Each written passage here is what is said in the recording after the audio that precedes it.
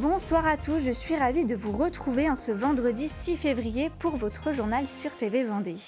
Parmi les titres développés ce soir en cuisine, les élèves de BTS Management de l'hôtellerie-restauration ont relevé un défi pas comme les autres, organiser un repas comme à l'Élysée. Encadrés par des professionnels, ils ont mis les petits plats dans les grands. Direction ensuite les Sables d'Olonne, où plusieurs bâtiments attenant à l'abbaye Saint-Jean-d'Orbestier sont en cours de démolition. Objectif, valoriser l'édifice historique et sécuriser le site pour les prochains mois. Et on termine avec les lycéens vendéens qui ont pris la parole lors de la finale départementale du concours d'éloquence Bien parler. Une compétition qui valorise l'expression orale et prépare les jeunes à réussir dans leur parcours scolaire et professionnel. On commence cette édition avec la visite de Serge Papin en Vendée. Le ministre des PME, du Commerce et de l'Artisanat était ce matin à Chantonnay, chez les fabricants de meubles Gauthier, récemment sortis d'un redressement judiciaire. Il a également rencontré la CPME et le MEDEF locaux avant de se rendre à Fontenay-le-Comte. L'objectif de cette venue, évoquer les leviers qui permettent de mieux accompagner les entreprises en difficulté financière. Parmi les filières économiques du territoire, la pêche occupe une place essentielle en Vendée.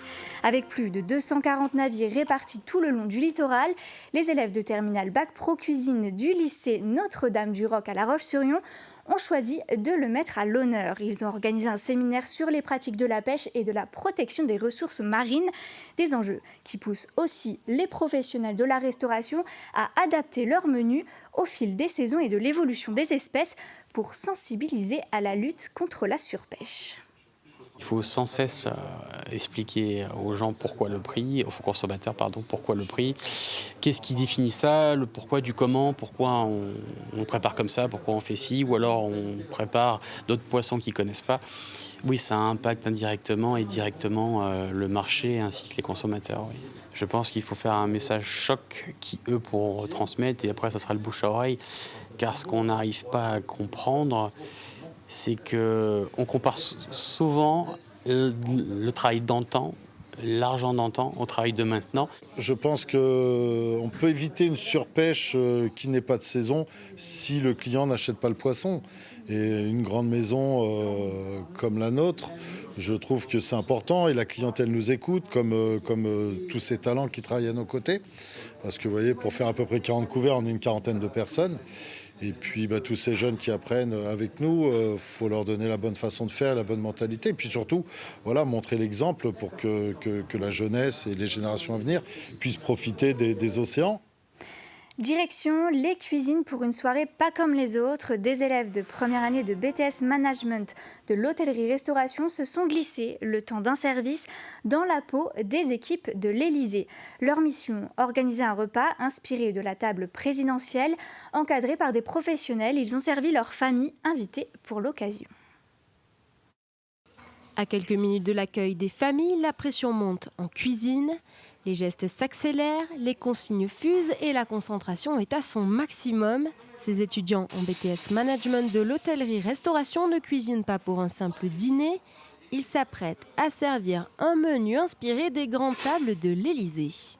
Pour eux, c'est une vraie chance et puis ça leur permet d'élever les curseurs. Et puis ce qui est surtout important pour eux, à leur âge, c'est d'avoir des repères et de pouvoir côtoyer des gens qui ont fait des choses bien dans leur carrière et de s'appuyer sur eux. En cuisine, les étudiants ne sont pas seuls.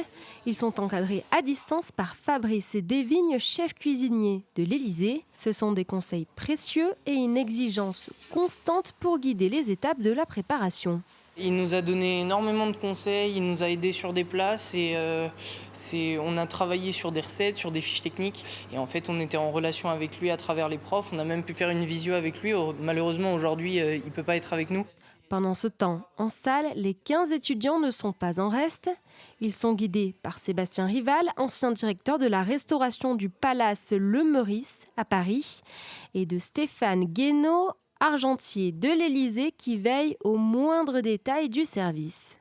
J'ai trouvé un joli dynamisme parce qu'on a juste lancé les premières lignes il y a quelques mois en arrière et les étudiants ont travaillé tout seuls, donc on n'a pas eu besoin de s'impliquer, c'est super.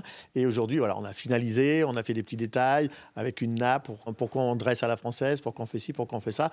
si on pouvait faire un peu comme à l'Élysée. C'est vraiment un honneur, c'est une expérience qui est unique de voir que nos professeurs ils sont aussi engagés, qu'ils ont pu vraiment nous proposer ce thème. C'est assez important, on propose des mets assez riches entre guillemets au niveau des saveurs, etc. Et c'est vraiment un honneur de pouvoir faire cette soirée et de pouvoir présenter ça à nos familles qui sont là ce soir. Et lorsque les familles ont franchi la porte, elles ont été accueillies comme à l'Élysée. Un service soigné, des plats revisités avec exigence et une ambiance digne des grandes réceptions présidentielles. Dans l'actualité, en bref, le rectorat de Nantes s'est exprimé ce matin sur le collège privé de l'Espérance à Sainte-Cécile. Pointé du doigt après un reportage de France 2 pour des faits de violence supposés par d'anciens élèves, l'établissement fait désormais l'objet d'un signalement au parquet de La Roche-sur-Yon par la ministre de l'Éducation nationale. Un contrôle inopiné a également eu lieu le 5 février. Une cellule d'écoute est ouverte depuis vendredi matin, joignable au 0800 000 665. L'AMFR IFACOM de La Ferrière engage une nouvelle phase de son développement avec le lancement de son projet d'agrandissement. Imaginé comme un campus à taille humaine en milieu rural, il comprendra de nouvelles salles de cours, des espaces de vie, un bâtiment dédié aux formations supérieures avec un espace de coworking. Les travaux se poursuivront jusqu'en septembre 2027.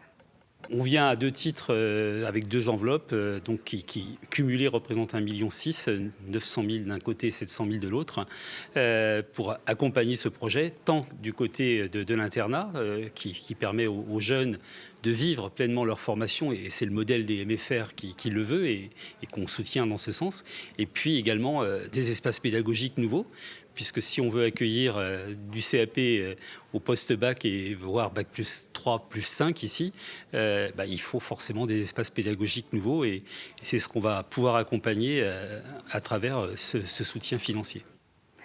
Un nouveau chapitre s'ouvre pour le site de l'abbaye Saint-Jean d'Orbestier au Sable d'Olonne. Depuis ce mercredi, plusieurs bâtiments construits autour de l'édifice sont en cours de démolition. Des travaux destinés à redonner de la visibilité à l'abbaye bâtie au début du XIIe siècle. Cette première phase sera suivie début mars d'une opération de sécurisation du site. Reportage Anaïs Escalona. 24 mètres de haut et une puissance de frappe redoutable. Cette pelle de démolition a pour mission de rayer de la carte 2 bâtiments à l'abandon, une opération chirurgicale validée par l'architecte des Bâtiments de France qui devrait s'achever d'ici quelques semaines. Le contexte était de répondre aux attentes de la ville des Sables d'Olonne et de démolir assez rapidement cette partie verrue, entre guillemets, comme ils appellent et de mettre en évidence en fait l'abbaye et cacher et de démolir vraiment les parties qui gênaient à l'extension de l'abbaye. Au total, on a donc le bâtiment A qui se trouve derrière moi, ici, et on a le bâtiment D, donc le sanitaire, un bloc sanitaire qui fait environ 25 mètres carrés dessus, on est passé tout à l'heure en face. Voilà. Deux bâtiments. Le reste, pour le moment, la ville essaie de voir qu'est-ce qu'ils vont faire après sur cette partie-là. Pour l'agglomération des Sables, l'objectif est clair, redonner du souffle à cette abbaye du XIIe siècle. Dès le mois de mars, une fois le site sécurisé, l'espace libéré offrira un regard inédit sur le cloître et le logis de l'abbé. C'est vraiment de dégager les bâtiments qui n'ont pas vraiment d'intérêt patrimoniaux, qui cachaient en fait à l'époque l'abbaye qu'on retrouve derrière et puis donc le logis de l'abbé et donc par la suite pour les futurs promeneurs et puis donc les habitants autour de pouvoir avoir ce patrimoine qui est vraiment visible pour eux. Et puis aussi dans un contexte où on est quand même dans un écrin de verdure, donc de pouvoir revaloriser un peu l'ensemble de sites qui se situent face à la mer et voilà. Coût de ce sauvetage paysager, 200 000 €. Prochaine étape après le nettoyage, une phase de diagnostic archéologique avant l'été pour s'assurer que le sol ne cache pas d'autres trésors d'histoire. La commune des Sables d'Olonne, où plusieurs listes candidates ont déjà été annoncées pour les prochaines municipales. Il s'agit de celles menées par Nicolas Chénéchaud, le maire sortant, Anthony Bourget, conseiller de l'opposition, François-Charles Brion, tête de liste Debout la France, et Adrien Mogino, candidat RN, ou encore Céline Tesson et Philippe Comte. Cette semaine, ce sont les mots qui ont été à l'honneur pour les lycéens vendéens. La finale départementale de la 21e édition du concours d'éloquence bien parler. C'est tenu à l'hôtel du département. Pendant 7 minutes, chaque participant devait convaincre et captiver son auditoire. Destiné aux élèves des filières générales, technologiques et professionnelles, ce concours valorise une compétence essentielle, savoir s'exprimer avec assurance et clarté. Une belle réussite quand même. Puis il faut oser pour ces candidats. Nos candidats du lycée professionnel qui n'ont pas de cours de philosophie, c'est difficile pour eux de s'engager. C'est difficile pour eux de faire une prestation sans apprendre un peu au départ et s'en dégager après. Il faut beaucoup de temps, sachant que le sujet de la finale leur est donné 15 jours avant. Donc c'est très peu de temps, surtout qu'ils ont bac blanc, stage. Donc ce sont des jeunes très méritants. Et comme vous avez vu, ils ont beaucoup de choses à dire. C'était quelque chose d'assez stressant à préparer. La question était complexe, mais j'ai réussi à la comprendre aussi grâce à ma professeure. J'y avais déjà participé l'année dernière et encore précédemment. Et l'année dernière, j'avais été finaliste, mais je n'avais pas pu gagner vraiment. Et donc là, sachant que j'étais en terminale, c'était la dernière année où c'était possible, la dernière opportunité, donc j'y ai participé. Et donc je l'ai préparé seule ou avec aussi l'aide de ma mère, beaucoup, et des adultes du lycée aussi.